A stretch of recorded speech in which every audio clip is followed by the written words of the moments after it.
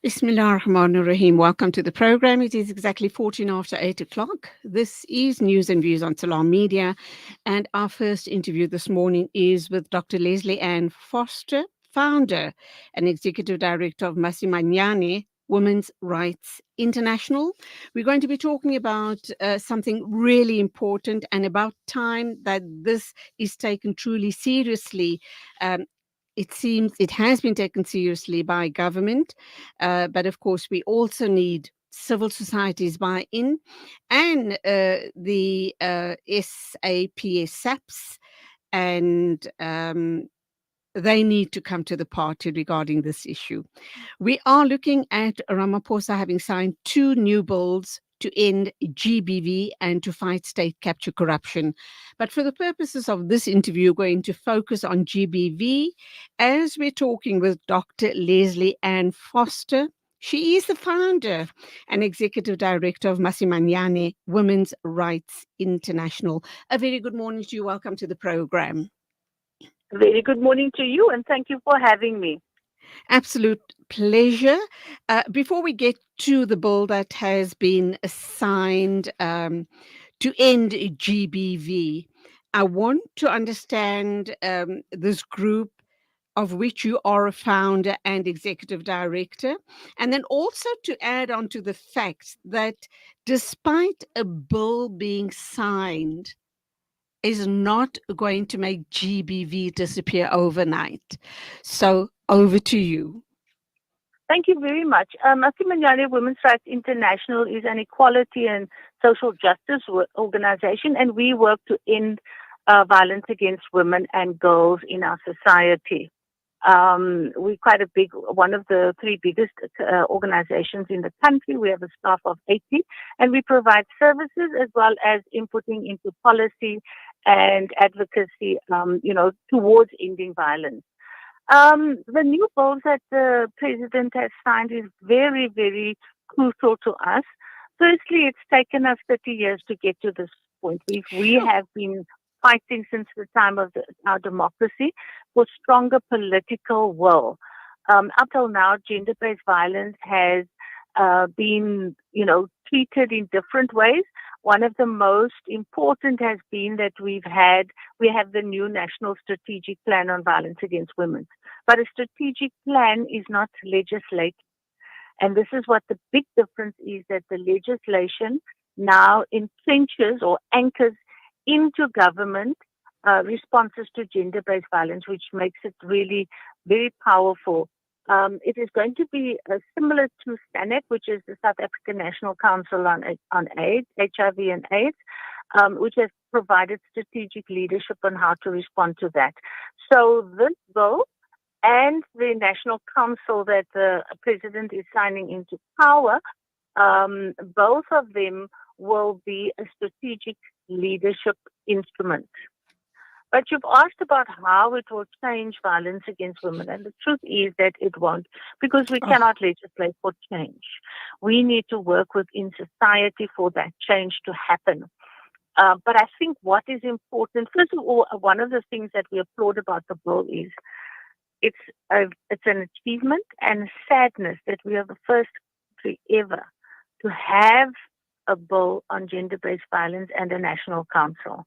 So it's a big achievement for us who've been fighting for it, because we've been fighting for stronger political will to lead the struggle to end violence against women. But it's also sad that our levels are so high that we require this mm. instrument. I think that's the sadness, yeah. um, Dr. Lesley, let's understand the role of the National Council.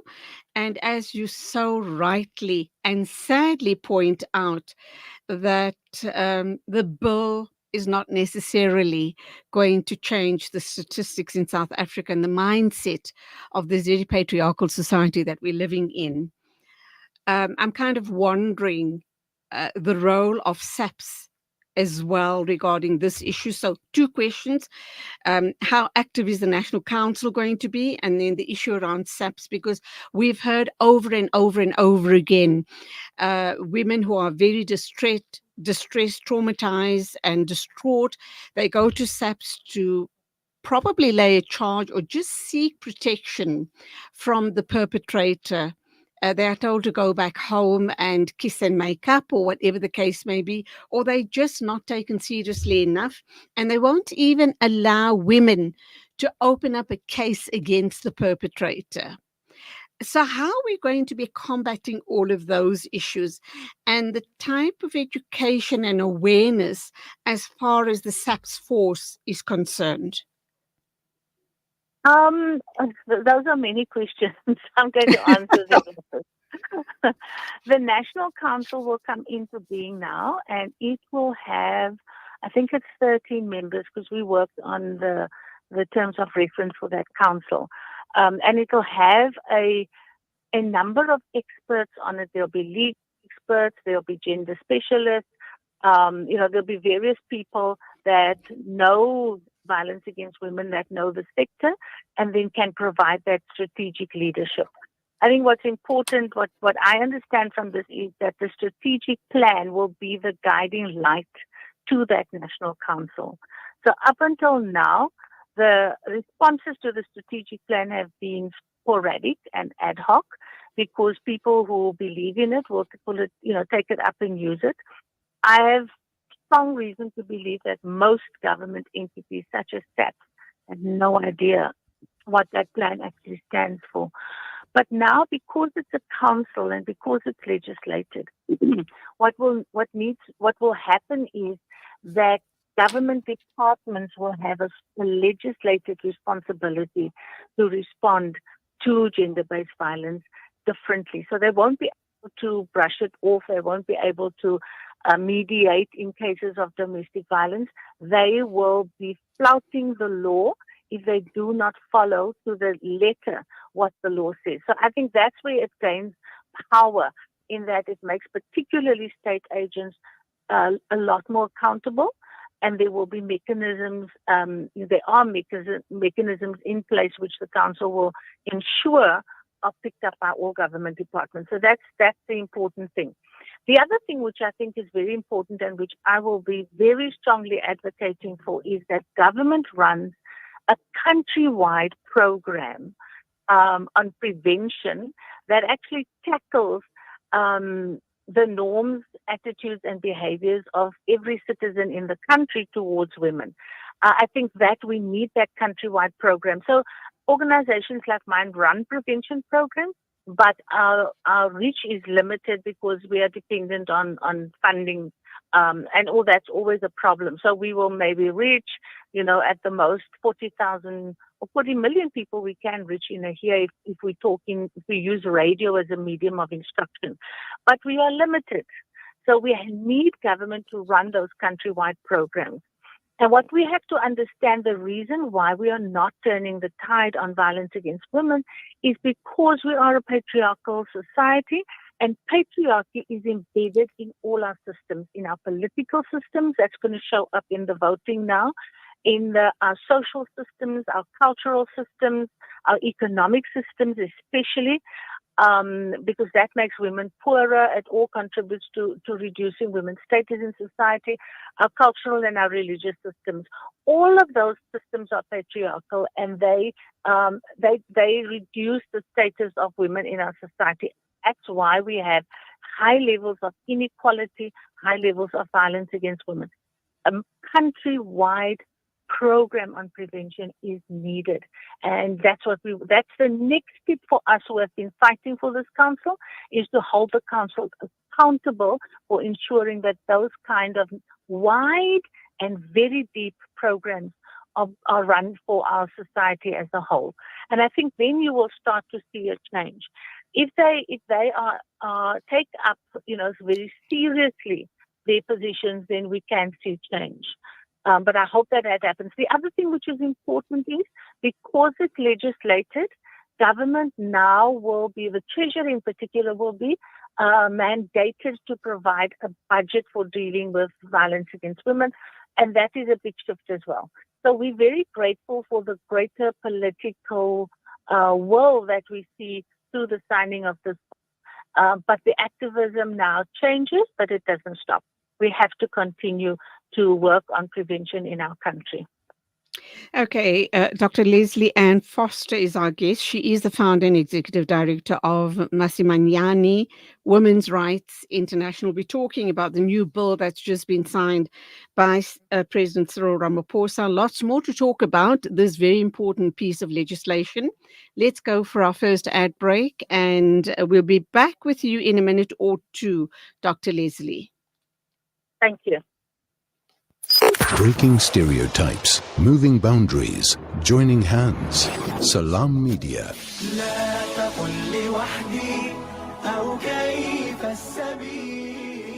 Humanity sets the agenda. Attention drivers, revamp your ride with top quality tires at Best Drive Braamfontein. Our seasoned technicians guarantee a perfect fit for a smooth, safe journey. Choose from premium brands to budget-friendly options, all at competitive prices with special offers. From tire installations to brakes and shocks, we have all your vehicle needs covered. We also specialize in wheels, batteries, and suspension repairs. Get to meet our hands-on director, Mohammed Desai. With over 3 decades of experience, he ensures you receive exceptional service. Enjoy Salah facilities and a complimentary tea or coffee while you wait. Don't compromise on safety and performance. Ample parking available and full-time security on premises. Visit Best Drive Braamfontein today or call 011 837 4000 or 5000. We are 1 kilometer off the M1 highway. Take the Smith Street off-ramp towards Fortsburg, Fitas. Best Drive Braamfontein, where excellence meets service. You South African, of course. You anxious about the future. We've got you covered. Build on your wealth portfolio with Rendry Jewelers Gold Coin Exchange. Visit us at 151 Stephen Dlamini Road, Musgrave, Durban, or call us on 031 202 4700 for more information. Rendry Jewelers Gold Coin Exchange, your passport to gold investment. No one wants to let go of that feeling of closeness to Allah that we feel by the end of Ramadan. Ramadan is over, but that closeness doesn't have to be. The deeds most loved by Allah are those done regularly, even if they are small. So don't let go of that feeling. Give a small amount regularly and hold on to Allah's love. Donate now to Islamic Relief. Yasin Badat Financial Advisory. Are your financial goals feeling out of reach? Yasin Badat Financial Advisory is here to turn your aspirations into achievements. Our dedicated team, armed with a history of success, is ready to guide you through the complex nature of financial and investment planning. Whether you're a seasoned investor or new to the game, our personalized solutions cater to your unique goals and risk appetite. Trust in our commitment to transparency, integrity, and excellence. Ready to unlock a world of financial freedom? Partner with us today. Call Yasin Badat Financial Advisory at +27 33 346 2071 or visit www.yasinbadat.com. Yasin Badat Financial Advisory, guiding you to financial success. The views and opinions expressed on this advert are those of the political party and do not necessarily reflect the official policy or position of Salam Media. South Africans have all experienced frustration by political parties and fake promises. Sun Party is a political party with a difference. We don't just talk, we act with a tried and tested growth plan, ensuring a brighter future for every child and person, economic opportunities for all. Guaranteed economic recovery, reviving our economy, creating jobs and stability. Real change that uplifts every South African. Implementing the right policies rooted in evidence and results. True radical transformation. Bold steps toward equality and justice. Structural reform required. Building a stronger nation. It's time for true change. Vote Sun Party. Proven leadership, economic growth, and a principled approach. The views and opinions expressed on this advert are those of the political party and do not necessarily reflect the official policy or position of Salam Media. When the perfect blend of stylish decor, exquisite halal cuisine, and warm hospitality come together, it could only mean Al Bayt Lodge, your true home away from home. Al Bayt is the ideal heaven for families, business people, and tourists with its 4-star family rooms and other luxurious facilities. Conveniently situated close to Port Elizabeth Airport, the beach, and other amenities, your stay will be truly unforgettable, as you'll be taking home lasting memories of the warm hospitality, the serenity and tranquility that Al Bayt has to offer. For reservations, call 041 583 6415 or visit www.albaytlodge.co.za. Connect and stay ahead with Salam Media. This is Salam Media, coming to you live from South Africa. 8:29 exactly, news and views on Salam Media. We are in discussion with Dr. Lesley Ann Foster regarding the landmark bill to combat gender-based violence. And of course, this was signed by Cyril Ramaphosa. And I guess as far as women and girls are concerned, it's truly a landmark bill. Let's also try and understand what happens with repeat perpetrators. And if they are charged, do they get put in jail? And are there other mechanisms possibly in place to rehabilitate them? Because it's no good if they're given a warning or they serve a short sentence or they pay a fine. I'm talking about the perpetrators of GBV. And then they just let out into society for them to re-perpetrate. Welcome back, Dr. Lesley Ann Foster. And that, I guess, is an important point, is it not? Yes, thank you very much. The thing is that we have a justice system that is inconsistent in responding to cases of gender-based violence, which is why we needed this legislation and the council.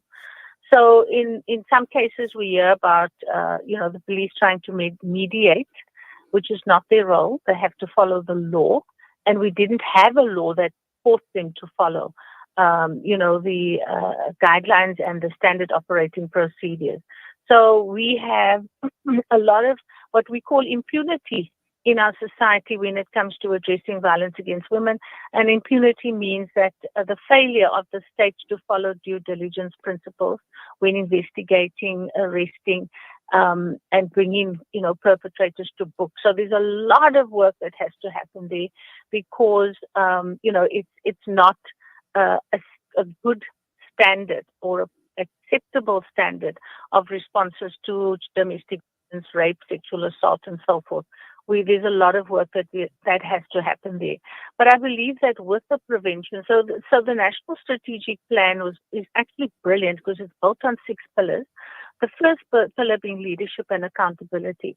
So what we expect from that is that everybody in society becomes accountable for addressing appropriately any act of violence against women. So leadership and accountability is the first one. The second one is prevention and building social cohesion. So we are a very fractured society because we come from 350 years of colonialism and apartheid, which were both violent systems, and that violence has become normalized in our society. So in 30 years, we could not overturn that. It's a long haul because it's so deeply entrenched from the 350 years of, oppression that we've suffered. But we have prevention. We're working on that. The third one is laws and policies. This is exactly what President Ramaphosa has responded to, is Pillar 3, bringing in a law and policy. And then Pillar 4 is response, healing, and care for survivors. A lot of that kind of work is done mainly by civil society organizations, the response care and healing. It's the shelters that we have, which are horribly underfunded. It's all the counseling facilities we have. You've got the Women's Legal Center in the Western Cape that does brilliant work on Pillar 3, which is legislation, and also, in providing support to survivors where necessary. And then 5 is economic empowerment, and 6 is research and data collection. So those are the main 6 areas, and those will be operationalized now at a greater level, a greater degree than they had in the past, because now it's a law that is the state agents have to respond to. So we are not going to see massive change in the near future, but this has an opportunity to improve the responses to violence against women in the medium to long term because of that prevention stuff. Dr. Lesley, a thought has just crossed my mind, and I probably would be digressing ever so slightly here, but still talking about GBV issues. I'm kind of wondering if we shouldn't be start sensitizing our young people from an early age or stage, from school level, start talking about gender roles, start talking about respect, start talking about equality between the roles. I mean, the Department of Education has spent a lot of time, effort, and resources in the Bella Bowl and wanting to teach children about acceptance of different gender identities, which I think is such a futile exercise, but that is my own personal view. Shouldn't those type of efforts also be targeted at young people for them to understand their roles and respect to different, to males and females, and that a male is not to subjugate a female. It doesn't matter how young or old he is, and they go through schooling in their life skills program, whatever it's called these days, where they start sensitizing the kids so that at least when these young people leave school, into tertiary or the workspace, they are already conscientized about respect, dignity. Women need to be protected. Women are their equals, etc., etc. Those are such important points that you are making now, because the socialization process starts, basically from birth, when you're going, oh, it's a boy, it's wonderful, or it's, oh, it's a girl, she's a pretty little thing. Those are the socialization processes that are deeply ingrained in our society, because the gender roles set up how, women or girls are treated. And how they are seen. Boys are always seen to be strong and, smart, and they know they can handle any difficult situation, and women can't, which is not true. In most cases, women can do, except for a very few types of activities, they can do anything. We can see women now handling aeroplanes, traveling wide, great distances. They're head of the army, head of the police. We've seen this happen in our country now. But they still go into patriarchal systems, which makes the navigation of the systems very difficult for them. So talking about children, most of us in this work are now doing work with young people. A big move in South Africa is to begin to work with adolescents and young women, and funders are putting money into that kind of work. Very important, because you can shift to a degree some of the attitudes and behaviors. We work with young women to build agency, their ability to say no, their ability to choose, what protective measures were, how to be safe, and so forth. But I think we're all understanding that the socialization process is already set in and is virtually cemented in the ages between 3 and 5. So there is work that has to be done. What I've been seeing recently, because I've been approached by several youngsters at schools, is that there actually is this kind of program entrenched into the curricula of learners at school. So they have to do an assignment, on gender-based violence. They have to, and then various aspects of that is dealt with, because they come to us and say, how do we respond to this question or that question? So I'm very pleased to see that, and I'm hoping that when the council comes in, that it will actually make it compulsory to include that, not just in school curricula, but in all tertiary education. So if somebody's studying the law, there should be a component on gender responsiveness in that, so that they understand when they go into legal practice what the challenges are that women face. Because women are often, lose out on marriage contracts when divorce happens. Women always lose out because they lose their property, they lose access to, all kinds of resources that they have. So I think that would be great. But I think the council is not, and this bill is not a silver bullet. It's not going to give us an immediate response, and it's not. I think we would be naive to think that it's going to shift things dramatically in the next, short term, but definitely in the medium to long term. Now, let me just put this caveat in here, which is important. Wednesday is going to determine how this works out. Depending on who we get as a president, all of this might die by Thursday morning. Oh, if no. there's a new person in place. No, that's the reality. Gosh. Because when new leaders come into power, they have a different agenda. They have their own agendas, and it could be shot on Thursday morning, but it would take the women of this country to rise up and to ensure that it remains in place. That's the reality of what we're facing at this very moment on this day, and moving forward in this week. So that's just to remember that. I think we really are thrilled that we have it, but the political will comes from leadership, and the leaders that we've had here, President Ramaphosa, he's really put his weight behind it. But if we got another leader, it may not be a priority issue for them. Unemployment might be a priority issue. Economic empowerment could be anything. They will have their own agenda. And then they bring in a whole new administration. And that's what we worked hard for, was to say that we need to have 51% civil society representation so that we can maintain the integrity of the legislation and the council in case of the change of an administration. It's an ongoing struggle. And as we speak, Dr. Lesley, what's just popped into my head now is obviously leading up to the elections, we've been speaking with all the different parties and their manifestos, etc., etc. And I just realized that not, unless I've missed something, but not one of them have spoken about GBV issues as part of their manifesto going forward. And that's quite a shock to my system. That is an accurate reading. It's not been a priority issue for them. I think the ANC government has been the only one that has raised it through the ANC Women's League.